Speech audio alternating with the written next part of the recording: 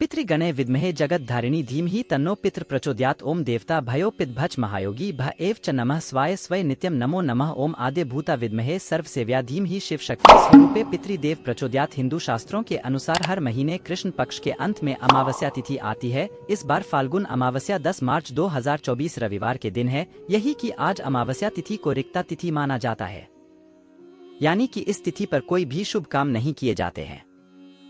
अमावस्या तिथि पर रात में चांद नहीं दिखाई देता है। अमावस्या तिथि पर सूर्य और चंद्रमा एक ही राशि में गोचर करते हैं, जिसके कारण चंद्रमा कमजोर हो जाता है और मन में बहुत सारे नकारात्मक विचार आने लगते हैं। मन नेगेटिव चीजों की ओर ज्यादा अग्रसर हो जाता है। अगर आप हमारे चैनल पर नए हैं तो स्प्रेडिंग जीवन ज्ञान को सब्सक्राइब करें और कमेंट बॉक्स में राधे राधे लिखें। बढ़ते हैं आगे।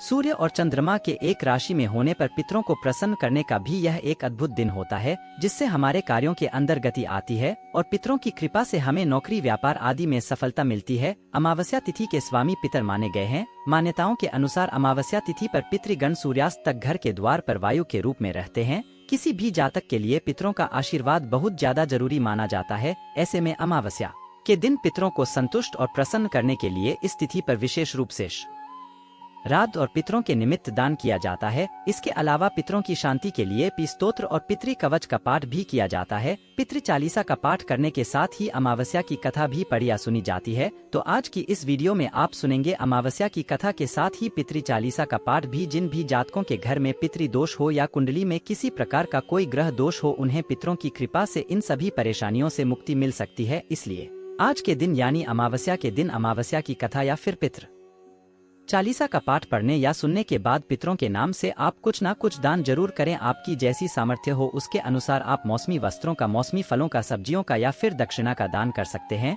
इसके अलावा आप जलदान और अन्नदान भी कर सकते हैं। तो अब सुनिए अमावस्या की कथा। पौराणिक कथा के अनुसार एक साहूकार के 7 बेटे और एक बेटी थी। उनके घर अक्सर एक ब्राह्मण भिक्षा मांगने आया करता था। जब भी साहूकार की बेटी भिक्षा लेकर आती तो वह ब्राह्मण भिक्षा लेने से मना कर दिया करता और कहता था कि तुम्हारे भाग्य में सौभाग्य नहीं वैधव्य लिखा है। यह सुनकर साहूकार की बेटी बहुत दुखी हो जाती। कई बार ऐसा ही होता रहा। तब एक दिन साहूकार की बेटी ने अपनी माँ को सारी बात बता दी कि कैसे एक ब्राह्मण भिक्षा मांगने आता है और उससे भिक्षा लेने से ही मना कर देता है। साहूकार की पत्नी ने अपनी बेटी से कहा कि अगली बार जब वह भिक्षुक आए तो मुझे बताना। फिर एक दिन वह भिक्षुक द्वार पर आया। उस समय साहूकार की पत्नी दरवाजे से पीछे छुपकर सारी बात सुनने लगी। वही हुआ जैसा हमेशा होता था। भिक्षुक ने साहूकार की बेटी से भिक्षा लेने से मना कर दिया और कहने लगा कि तुम्हारे भाग्य में सुहाग नहीं विधवा होना लिखा है। इस बात को सुनकर साहूकार की पत्नी दरवाजे की आड़ से बाहर आकर भिक्षु से कहने लगी कि एक तो हम भिक्षा दे रहे हैं, ऊपर से आप हमें अशुभ बातें बता रहे हैं।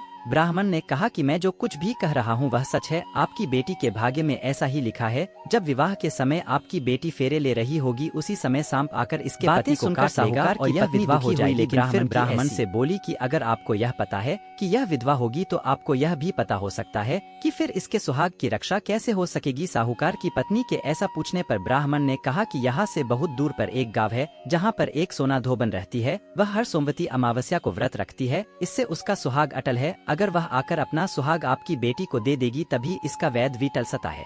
ब्राह्मण की बात सुनकर साहूकार की पत्नी ने ब्राह्मण का धन्यवाद किया और वह सोना धोबन की खोज में निकल पड़ी। एक दिन बहुत तेज धूप के कारण पीपल की छाया में बैठकर आराम कर रही थी। तभी उसने देखा कि एक सांप आया और उस पीपल के पेड़ पर गरुड़ के बच्चों को खाने के लिए चढ़ने लगा। साहूकार की पत्नी ने देखकर उस सांप को मार दिया और गरुड़ के बच्चों की रक्षा की। इतनी देर में गरुड़ भी वहां आ गया और देखा कि आसपास खून ही खून फैला हुआ है। गरुड़ को लगा कि साहूकार की पत्नी ने ही उसके बच्चों को नुकसान पहुँचाया है, इसलिए गरुड़ ने चोट से उस पर हमला कर दिया। लेकिन फिर साहूकार की पत्नी ने किसी तरह उसे रोका और बताया कि उसने तो उसके बच्चों की रक्षा की है। गरुड़ ने जब इस सच को जाना तब कहने लगा कि तुमने मेरे बच्चों की रक्षा की है, इसलिए बताओ कि मैं कैसे तुम्हारी सहायता कर सकता हूँ। साहूकार ने तब गरुड़ को बताया कि वह सोना धोबन की तलाश में निकली हुई है। अगर वह उसे वहां तक पहुंचा दे तो बड़ा उपकार होगा। फिर साहूकानी को गरुड़ ने सोना धोबन के गाँव में पहुंचा दिया। सोना धोबन के 7 बेटे और बहुएं थी, लेकिन बहुओं में घर के काम को लेकर कहा सुनी बहुत हुआ करती थी। साहूकारनी को एक उपाय सूझा और वह हर रात जब सभी लोग सो जाते तो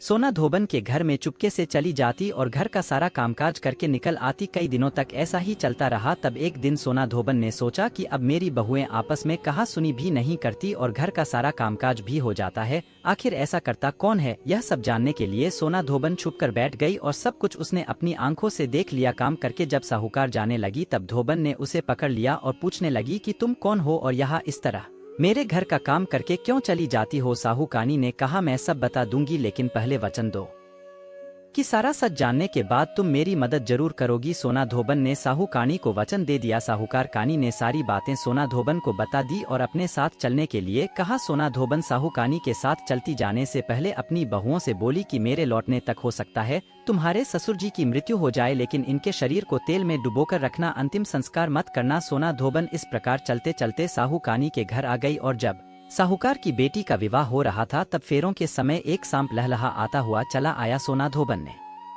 उस सांप के आगे दूध और लावा रख दिया। जैसे ही वह सांप दूध पीने लगा कि सोना धोबन ने उस सांप को एक पिटारी में बंद कर दिया और फिर साहूकाने की बेटी से कहने लगी कि अब तक मैंने जितने भी सोमवती अमावस्या का व्रत रखा है उन सभी का पुण्य फल मैं साहूकारनी की बेटी को देती हूँ। इसके बाद साहूकारने की बेटी का वैधव्य टल गया और वह सौभाग्यवती बन गई। इधर सोना धोबन ने पकड़े हुए सांप को दूर जंगल में ले जाकर छोड़ दिया। फिर सोना धोबन अपने गाँव लौटने लगी। तब एक दिन रास्ते में ही सोमवती अमावस्या पड़ गई। सोना धोबन ने इस दिन व्रत रखा और पीपल की पूजा की कथा का पाठ भी किया। इसी बीच घर में सोना धोबन के पति की मृत्यु हो गई थी। जब वह वापस अपने घर लौटी तब उसने अपने रास्ते में किए हुए सोमवती अमावस्या का पुण्य अपने पति को दे दिया। इससे उसका मरा हुआ पति फिर से जीवित हो उठा। लोगों ने जब सोना धोबन से पूछा कि तुमने अपने मरे हुए पति को कैसे जीवित कर लिया तब उसने बताया कि उसने सोमवती अमावस्या के व्रत के प्रभाव से अपने पति को जीवित किया है। तब से उस गाँव की सभी सुहागिन महिलाएं भी अपने अपने पति की लंबी आयु की कामना से सोमवती अमावस्या का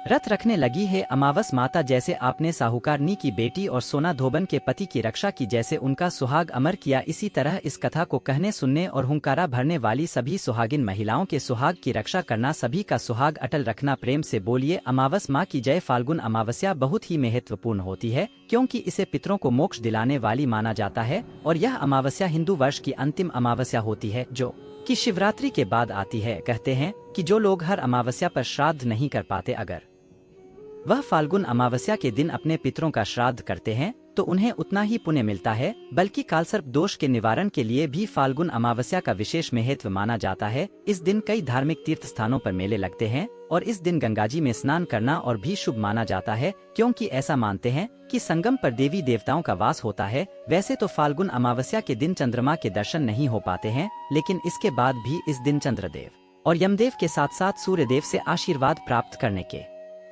लिए पूजा अर्चना की जाती है। पौराणिक मान्यताओं के अनुसार मृत्यु के बाद आत्मा पितृलोक पहुंच जाती है और यह आत्माओं का एक स्थायी निवास होता है और जब तक उनके भाग्य का उनके कर्मों का फैसला नहीं हो जाता उन्हें तब तक वहीं रहना पड़ता है और उन्हें कई तरह की पीड़ा भी सहनी पड़ती है। इसीलिए अपने पितरों को इस पीड़ा से मुक्त करने के लिए ही परिवारजनों को अपने पितरों के निमित्त श्राद्ध तर्पण या पिंडदान आदि कार्य करने चाहिए। फाल्गुन अमावस्या के दिन भोलेनाथ का विशेष रूप से पूजन अर्चन करना चाहिए। आज के दिन भगवान शिव, अग्नि देवता और ब्राह्मणों को उड़द की दाल, दही और पूरी के रूप में भोग अर्पण किया जाता है। शिव मंदिर में जाकर भगवान शिव को गाय के दूध, दही और शहद से अभिषेक किया जाता है और काले तिल चढ़ाए जाते हैं। अमावस्या के दिन शिव पंचाक्षरी मंत्र का पाठ किया जाता है क्योंकि ऐसा कहा जाता है कि इस दिन यह पाठ करने से शनि के प्रकोप का भय भी नहीं रहता और सारी बाधाएं भी दूर हो जाती हैं। अमावस्या के दिन शनिदेव की पूजा भी जरूर करनी चाहिए। इसके अलावा पीपल के पेड़ की पूजा करके पीपल के पेड़ की जड़ में एक दीपक जलाकर कोई भी फल या मिठाई रखने के बाद पीपल की 7 बार परिक्रमा भी की जाती है। इस बार रविवार के दिन अमावस्या तिथि है तो ऐसे में माना यही जाता है कि रविवार के दिन ना तो पीपल के पेड़ की पूजा की जाती है, ना ही पीपल को स्पर्श किया जाता है। अगर आप पीपल के पेड़ की पूजा करना ही चाहते हैं तो एक दिन पहले यानी कि शनिवार को भी शाम के समय आप पीपल के पेड़ की पूजा कर सकते हैं। अब सुनिए पितृ चालीसा पाठ।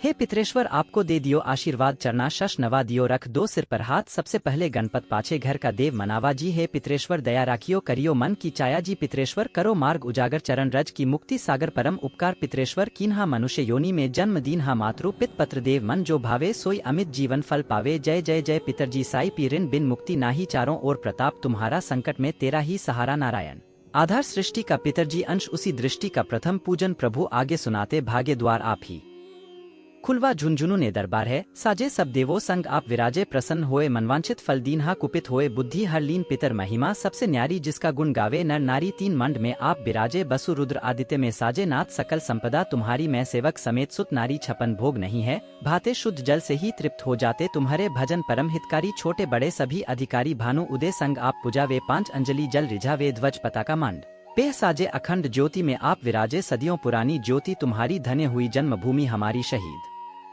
हमारे यहाँ पुजाते मातृभक्ति संदेश सुनाते जगत पितरों सिद्धांत हमारा धर्म जाति का नहीं है नारा हिंदू मुस्लिम सिख ईसाई सब पूजे पितर भाई हिंदू वंश वृक्ष है हमारा जान से ज्यादा हमको प्यारा गंगा ये मरुव देश की पितृ तर्पण अनिवार्य प्रवेश की बंधु छोड़कर इनके चरना इन्हीं की कृपा से मिले प्रभु की शरणा 14 को जागरण करवाते अमावस को हम धोख लगाते जात जडूला सभी मनाते नांदी मुख श्राद्ध सभी करवाते धन्य जन्मभूमि का है वो फूल जिसे पितृमंडल की मिली है धूल श्री पितरजी भक्त हितकारी सुन लीजिए प्रभु अर्ज हमारी निश दिन ध्यान धरे जो कोई तसम भक्त और नहीं कोई तुम अनाथ के नाथ सहाय दनन के हो तुम सदा सहाय चारिक वेद प्रभु के साखी तुम भक्तन की लज्जा राखी नाम तुम्हारो लेत जो कोई तसम धन्य और नहीं कोई जो तुमरे नित पाव पलट नवो सिद्धि चरना में लोट सिद्धि तुम्हारी सब मंगलकारी जो तुम पे जावे बलिहारी जो तुम्हारे चरण चित लावे ताकि मुक्ति अवसी हो जावे सत्य भजन तुम्हारे जो गावे सो निश्चय चारो फल पावे तुम ही देव कुल देव हमारे तुम ही गुरुदेव देव प्राण से प्यारे सत्य आसमन में जो होई मन वांछित फल पावे कोई तुम्हारी महिमा बुध